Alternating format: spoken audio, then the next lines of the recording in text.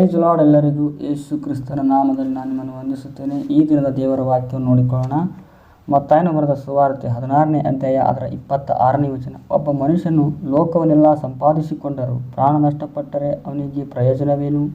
ಅಥವಾ ಒಬ್ಬನು ತನ್ನ ಪ್ರಾಣಕ್ಕೆ ಏನು ಈಡುಕೊಟ್ಟಾನು? ದೇವರ ವಾಕ್ಯ ಹೇಳ್ತದೆ, ಒಬ್ಬ ಮನುಷ್ಯನು ಪ್ರಪಂಚವೆಲ್ಲ ಸಂಪಾದಿಸಿಕೊಂಡರೂ ಅವನ ಆತ್ಮವನ್ನೇ ಕಳೆದುಕೊಂಡರೆ ಅವನಿಗೆ ಏನು ಪ್ರಯೋಜನ? ಆದರೆ ಅದಕ್ಕೆ ಏನು ಈಡು ಕೊಡ್ತಾನಂದರೆ ಏನು ಕೊಡ್ತಾನ? ಆತ್ಮಕ್ಕೆ ಈಡು ಅಂತ ದೇವರ ವಾಕ್ಯ ಹೇಳ್ತಾ ಇದೆ.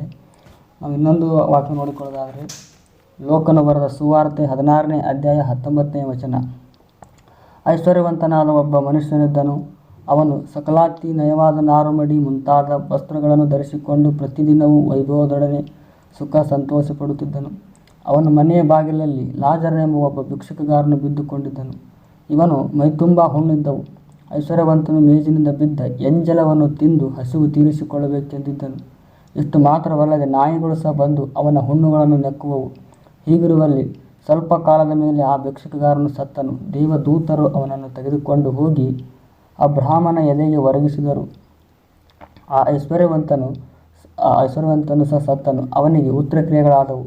ಅವನು ಪಾತಾಳದೊಳಗೆ ಯಾತನೆ ಪಡುತ್ತಾ ಇರುವಲ್ಲಿ ಕಣ್ಣೆತ್ತಿ ದೂರದಿಂದ ಅಬ್ರಹಾಮನನ್ನು ಇವನು ಎದೆಗೆ ಒರಗಿಸಿಕೊಂಡ ಲಾಜರನನ್ನು ನೋಡಿ, ತಂದೆ ಅಬ್ರಹಾಮನೇ, ನನ್ನ ಮೇಲೆ ದಯವಿಟ್ಟು ಲಾಜರನನ್ನು ಕಳಿಸು. ಅವನು ತನ್ನ ತುದಿ ಬೆರಳಿನಿಂದ ನೀರಿನಲ್ಲಿ ಅದ್ದಿ ನನ್ನ ನಾಲಿಗೆಯನ್ನು ತಣ್ಣಗೆ ಮಾಡಲಿ. ಈ ಉರಿಯಲ್ಲಿ ಸಂಕಟ ಪಡುತ್ತೇನೆ ಎಂದು ಕೂಗಿ ಹೇಳಿದನು. ಆದರೆ ಅಬ್ರಹಾಮನು, ಕಂದ, ನೀನು ಆಶಿಸಿದ ಸುಖವನ್ನು ನಿನ್ನ ಜೀವಮಾನದಲ್ಲಿ ಹೊಂದಿದ್ದಿ. ಹಾಗೆ ಲಾಜರನು ಕಷ್ಟವನ್ನು ಹೊಂದಿದ್ದವನು ಎಂಬುದನ್ನು ನೆನಪಿಗೆ ತಂದುಕೋ. ಈಗಲಾದರೂ ಇವನಿಗೆ ಸಮಾಧಾನ, ಆದರೆ ನಿನಗೆ ಸಂಕಟ. ಹಲ್ಲೆಲೂಯಾ, ಸ್ತೋತ್ರ ದೇವರಿಗೆ. ಇಲ್ಲಿ ವಾಕ್ಯ ಹೇಳ್ತಾ ಇದೆ, ಒಬ್ಬ ಐಶ್ವರ್ಯವಂತನು ದಿನಾಲೂ ಸುಖ ಸಂತೋಷ ಕುಡಿಯುತ್ತಾ ತಿನ್ನುತ್ತಾ ಆರಾಮಾಗಿದ್ದ. ಆದರೆ ಲಾಜರನೆಂಬಂಥ ಒಬ್ಬ ಭಿಕ್ಷುಕಗಾರ, ಆತನಿಗೆ ಹುಣ್ಣುಗಳಿದ್ದು ಮೈ ತುಂಬ ಆರೋಗ್ಯ ಇಲ್ಲದಂಥ ಒಬ್ಬ ವ್ಯಕ್ತಿ, ಈತನು ಊಟ ಮಾಡುತ್ತಿರುವಂಥ ಎಂಜಲವನ್ನು ತಿಂದು ಹೊಟ್ಟೆ ತುಂಬಿಸ್ಕೋಬೇಕನ್ನೋ ಇದು ಈ ಮನುಷ್ಯನಿಗೆ. ಆದರೆ ಜೀವಮಾನದಲ್ಲಿ ಆತನಿಗೆ ಸುಖವಿತ್ತು, ಆದರೆ ಅವನ ಆತ್ಮ ರಕ್ಷಿಸಲ್ಪಡಲಿಲ್ಲ. ಆದರೆ ಲಾಜರನೆಂಬಂಥ ಒಬ್ಬ ಭಿಕ್ಷುಕಗಾರನ ಆತ್ಮ ಏನು ಮಾಡಲ್ಪಡ್ತು? ರಕ್ಷಿಸಲ್ಪಡ್ತು. ಆದರೆ ಆತನ ಹುಣ್ಣುಗಳು ನಾಯಿಗಳು ಕೂಡ ಬಂದು ನೆಕ್ಕುವವು. ಆತನಿಗೆ ಎಂಜಲವನ್ನೇ ತಿಂದು ಹಸಿವನ್ನು ತೀರಿಸ್ಕೊಳ್ಳುವಂಥ ಮನುಷ್ಯ ಇವನು. ಆದರೆ ಆತನು ಸ್ವರ್ಗದಲ್ಲಿ ಇದ್ದಾಗ ಇವನು ಕೂಡ ಸತ್ತ. ಆದರೆ ಈ ಶ್ರೀಮಂತನು ಕೂಡ ಸತ್ತ. ಆವಾಗ ಮೇಲೆ ನೋಡುವಾಗ ಅಬ್ರಹಾಮನ ಎದೆಗೆ ಹೊರಗಿದ್ದನು. ಆದರೆ ಈ ಲಾಜರನು ಅಲ್ಲಿ ಇರುವಾಗ ಈ ಶ್ರೀಮಂತನು ಕೂಡ ಅಲ್ಲಿ ನೋಡುವಾಗ ಆತನು ಬೆಂಕಿಯಲ್ಲಿ ಇದ್ದ. ಯಾರಂದರೆ ಈ ಶ್ರೀಮಂತನು ಪಾತಾಳ ಲೋಕದಲ್ಲಿ ಯಾತನೆ ಪಡುತ್ತಾ ಇದ್ದ. ಆವಾಗ ನೋಡುವಾಗ, ತಂದೆಯಾದ ಅಬ್ರಹಾಮನೇ, ನನ್ನ ಮೇಲೆ ದಯವಿಟ್ಟು ಲಾಜರನನ್ನು ಕಳಿಸಿ ಆತನ ತುದಿ ಬೆರಳಿನಿಂದ ಅದ್ದಿ, ಅಂದರೆ ತುದಿ ಬೆರಳಿನ ಎದ್ದಿ ನನ್ನ ನಾಲಿಗೆ ಮೇಲೆ ನೀರು ಹಾಕೋದಕ್ಕೆ ಹೇಳ್ತಾನೆ.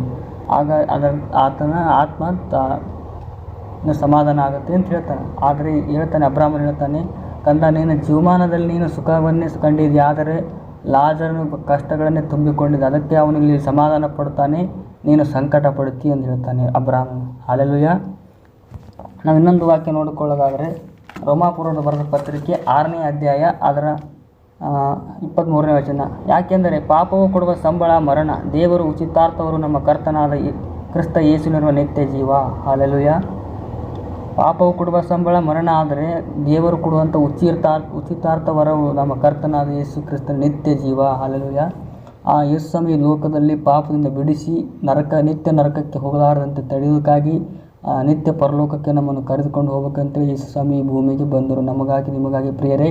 ಅದಕ್ಕಾಗಿ ನೀವು ಕೂಡ ಈ ಆತ್ಮವನ್ನು ನಾಶ ಮಾಡಿಕೊಳ್ಳದೆ ದೇವರಲ್ಲಿ ಬೆಳೆಸಿಕೊಂಡು ದೇವರೊಳಗೆ ನಾವು ಜೀವಿಸುವವರಾಗಿರೋಣ. ನಿತ್ಯ ಪರಲೋಕದಲ್ಲಿ ನಾವು ಜೀವಿಸುವವರಾಗಿರೋಣ. ಹಲ್ಲೆಲೂಯಾ. ಅದಕ್ಕಾಗಿ ನಾವು ಪ್ರಾರ್ಥಿಸಿಕೊಳ್ಳೋಣ. ಪರಲೋಕ ಒಡೆಯನಾದಂಥ ದೇವರಪ್ಪ, ನಿನಗೆ ಸ್ತೋತ್ರ ಕರ್ತನೆ. ಈ ವಿಡಿಯೋ ನೋಡುತ್ತಿರುವಂಥ ಪ್ರತಿಯೊಬ್ಬರಿಗೂ ಆಶೀರ್ವದಿಸಿ ಬಲಪಡಿಸೋಣ ಕರ್ತನೆಯಪ್ಪ. ನಿತ್ಯ ಜೀವಕ್ಕೆ ಹೋಗುವಂತೆ ನೀನು ಸಹಾಯ ಮಾಡಪ್ಪ ಕರ್ತನೆ. ಯಾರನ್ನು ಆತ್ಮನ ಆಸೆ ಹಾಕಬಾರ್ದು ಅಪ್ಪ. ನಿಂದ ಒಂದು ಕರ್ತನೆ, ಒಂದು ಇದು ಆಗಿದೆಯಪ್ಪ ಕರ್ತನೆ, ಆಲೋಚನೆ ಆಗಿದೆಯಪ್ಪ. ಎಲ್ಲರ ಆತ್ಮ ರಕ್ಷಿಸಲ್ಪಡಲಿಪ್ಪ.